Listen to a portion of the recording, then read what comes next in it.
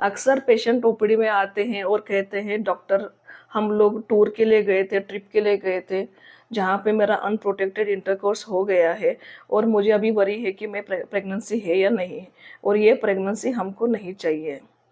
तो सबसे पहली बात, अनप्रोटेक्टेड इंटरकोर्स के बाद में 2 दिन में प्रेगनेंसी डायग्नोज नहीं होती है। प्रेगनेंसी डायग्नोज होने के लिए कम से कम ब्लड में 8 से 10 दिन का समय चाहिए। वही प्रेगनेंसी यूरिन में डायग्नोज होने के लिए 12 to 14 डेज चाहिए।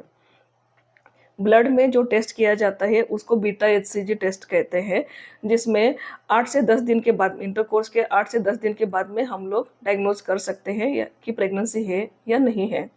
वही अगर यूरिन में हम लोग टेस्ट करते हैं, जो यूरिन प्रेगनेंसी टेस्ट का जो कार्ड मार्केट में अवेलेबल होता है उसमें पता चल सकता है, लेकिन उसके लिए 12 to 14 डेज मिनिमम चाहिए।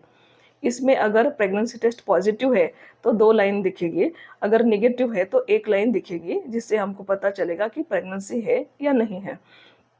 तो जब आप प्रेगनेंसी एक्सपेक्ट कर रहे हो तो सबसे पहली बात, आपका पीरियड मिस होगा।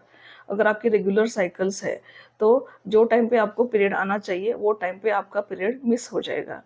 उसके बाद में आप ब्लड या यूरिन के टेस्ट करके कंफर्म कर सकते हो।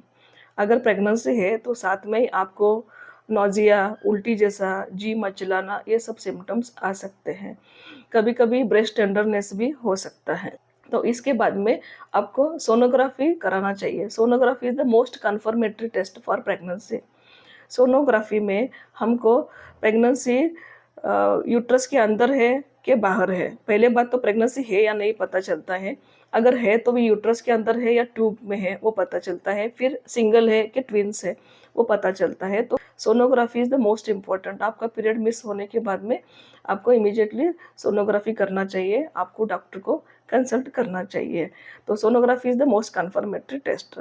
तो जब पहले बार अगर आप प्रेगनेंसी एक्सपेक्ट कर रहे हो जो भी है, तो पहले आपका पीरियड मिस होगा, उसके बाद में यूरिन में और ब्लड में प्रेगनेंसी टेस्ट कंफर्म करने के बाद में आपको सोनोग्राफी कराना ज़रूरी है, और अपने गायनेकोलॉजिस्ट को कंसल्ट करके फर्दर आपको ट्रीटमेंट लेना ज़रूरी है। तो आज हमने इस वीडियो में देखा कि प्रेगनेंसी कैसे डायग्नोज होती है, कब डायग्नोज होती है, प्रेगनेंसी के क्या क्या सिम्टम्स होते हैं, साइंस होते हैं, उसके लिए क्या क्या टेस्ट करवाना ज़रूरी है, इसके बारे में जाना। आगे की सीरीज़ में, आगे आने वाली इसमें हम लोग प्रेगनेंसी के बारे में और डिटेल में बात करेंगे। ऐसे ही हम लोग pregnancy, infertility, gynaec related videos regularly upload करते रहेंगे। आप उनको ज़रूर देखिए। आपको अच्छा लगा तो लाइक, शेयर, सब्सक्राइब कीजिए। Thank you.